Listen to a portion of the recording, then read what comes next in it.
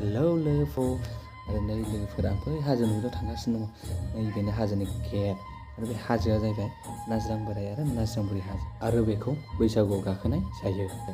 नोरै मोखां नुजेननाय लोगो लोगोनो मन्दिर मोनो। मन्दिरनि सेरजों जोङो गाखोबोदों आरो बेवहाय जोङो मा लोगो मोनो सैमा मानै आरो बे सैमाया जोंखौ मा खालामदों टुरिस्ट गेट बायदि ओरैबायदि बेरायहोनाय बायदि खालामदों आरो दा जोङो थाङै थाङै थाबायबाय थाबाय आरो नै आंथ' मेंनाय मोनबावदोंसो एसे आरो नै फंबाया मा फाव खालामदों फट' खेबबावबाय आरो जायगाया बिराद समायना ना गोथां गोथां नुलायो आरो थाबायबाय दसे नायबाय बिफां लाइफांफोरखौ बेनो भिडिअ खालामबाय आरो ओरैहाय समायना नुयो साल बिफां सिगुन बिफां ओरैबायदि आरो बिसोर बहाय खालामदों गोजानाव मोनसे फट' खेबजानो थांबाय आरो मा खालामदों आंनावथ' थाम्फैयानो अरबावदोंसो आंखौ बे अखा हानायमोनना दिनै दिना अखा हाना सान्दुं दुंबाथाय थाम्फै फैखायो मिथिखायो बयबो आरो नै गाहायाव ओंखारबोफिनबाय जोङो गाहायाव ओंखारबोबा मा नुखो बिफाङावनो